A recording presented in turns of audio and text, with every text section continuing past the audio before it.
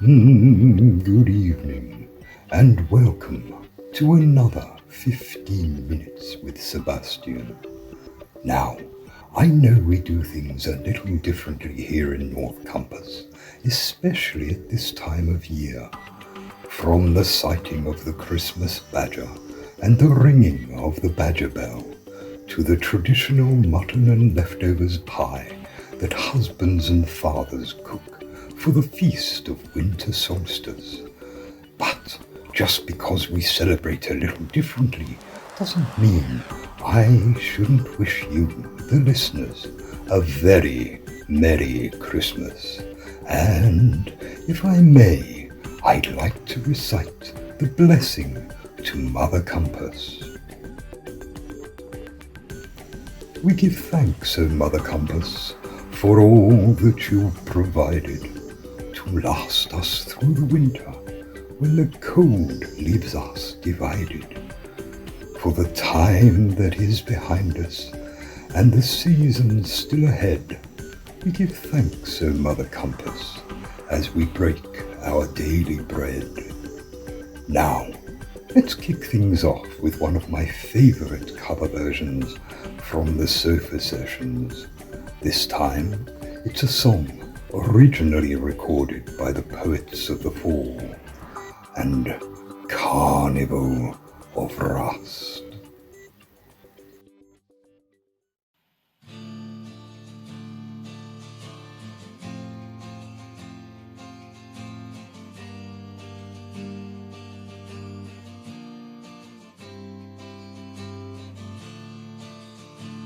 You breathe the name of your Savior in your hour of need,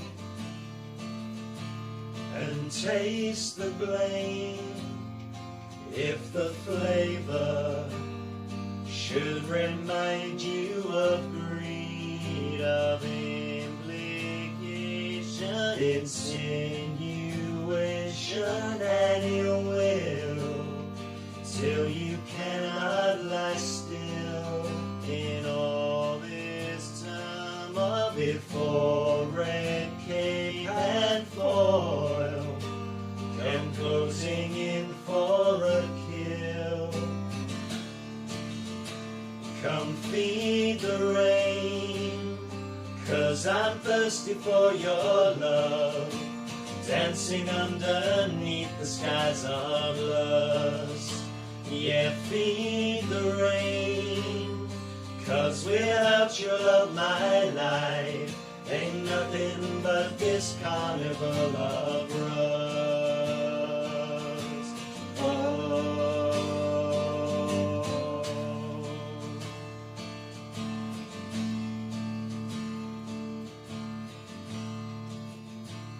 It's all a game, avoiding failure when true colors will bleed,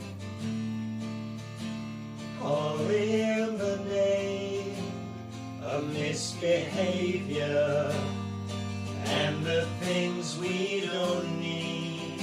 I lust for often, no disaster can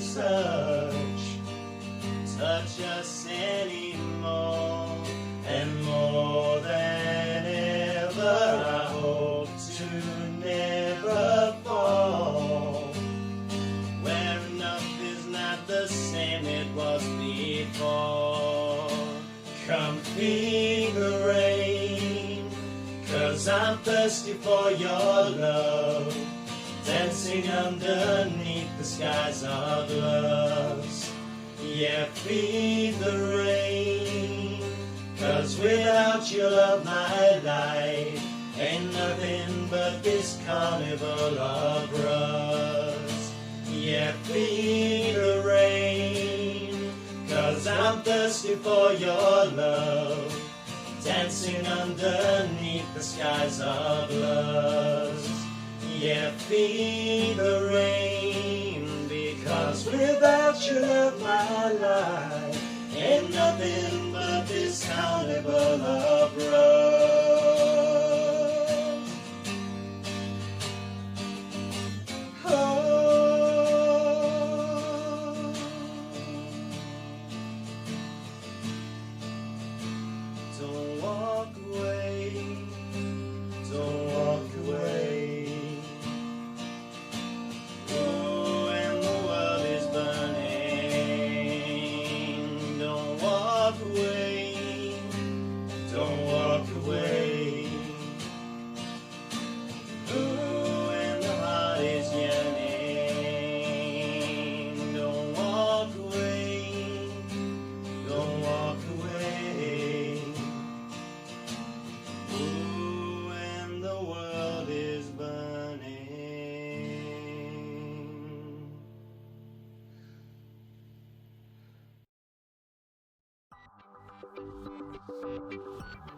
Marvelous stuff there.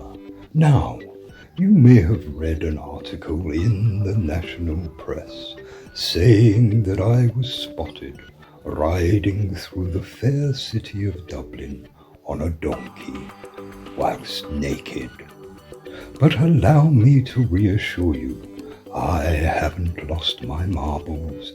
It was merely the result of a gentleman's wager between the lead singer of U2, Mr. Bono, and myself. And what's more, no harm came to the donkey or myself. Right, now that we've settled that, let's delve into the archives of the strange tales of North Compass.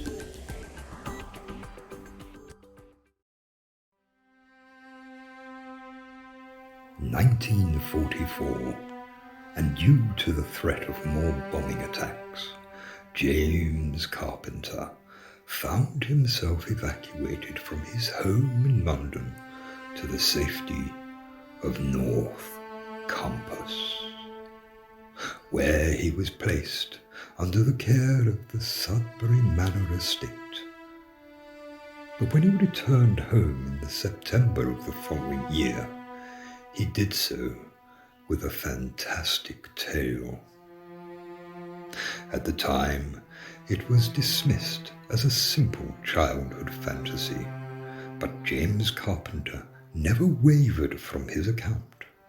And in 1996, at the age of 61, just 3 months before he passed away, I had the pleasure of meeting him personally, and this is what he told me.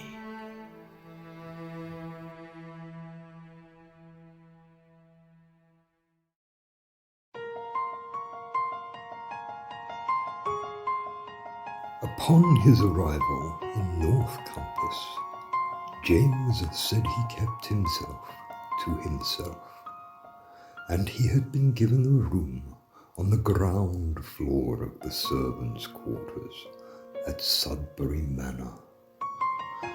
But on the first night, whilst reading in his room, he heard a noise coming from behind the wall. As he listened, there was a rumble like subdued thunder, and as the lights went out, he noticed a piece of wallpaper had come unstuck, revealing a door. Now, like most young boys, the revelation of a small door with potential secrets was intoxicating to young James. So of course, he ventured into the dark with his flashlight guiding his way. As James crawled through the tunnel beyond the door, it opened to reveal a ladder leading far below into the depths of the earth. But as I say, a young boy of 9 knows no fear, and so he descended. Down and down he climbed, and as he did, the darkness dissipated and was replaced by a soft light, no doubt from naturally occurring lichen or some such like. The narrow tunnel opened out to what James described as a vast chamber, and within it a city built higgledy-piggledy upon itself to magnificent proportions. Down and down again, and still the ladder continued, until finally he reached solid ground, but only for a moment. James described the scene to me as a veritable maze of hallways on various levels connected by ladders of immeasurable size. He told me that this underground city was, for the most part, uninhabited, though he did give mention of many small dog-like stone creatures and various other unusual things. But James claims he spent many days exploring this labyrinth until he eventually found his way back to the surface, where apparently nobody had even noticed he'd been gone. Now, viewers, for the full account of his time underground, you will have to wait for the release of my new book, A History of North Compass, Volume 2. But it's interesting, isn't it? I approached the Sudbury Foundation several years ago for any information they had about young James staying with them. They say there exists no record of a James Carpenter being evacuated to them. Yet I find it fascinating. I mean, as we all know, Sudbury Manor is built upon a pre-existing structure and is the ancestral home of the Sudbury family. Strange that there is a local legend of an underground civilization that emerged and settled the area long ago. Strange that a small boy from Hackney should invent a tale that bears such a resemblance to such a little known story. And stranger still, that the Sudbury Foundation are no longer accepting my phone calls. This is Sebastian Presley. Good night.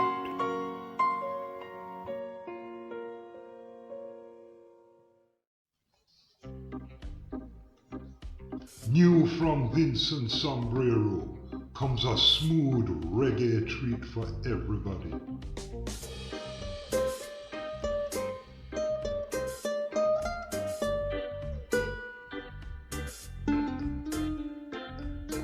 Recorded at the 2018 Jazz and Reggae Festival in Germany for the Sudbury Music Library.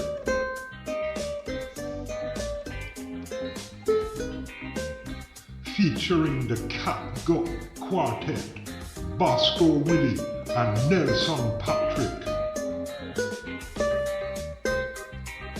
Guest star Natty Larry. I and I by Vincent Sombrero.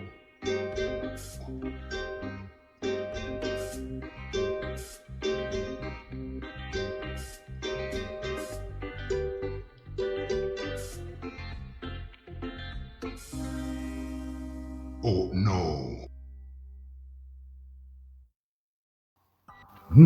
Once again, listeners, time claims its temporal victory, and I find myself wondering if there is any way that I may extend the length of this show. Quite frankly, 15 minutes just isn't enough. So, join me next time for another 15 minutes with Sebastian. And once again, seasonal greetings to you all.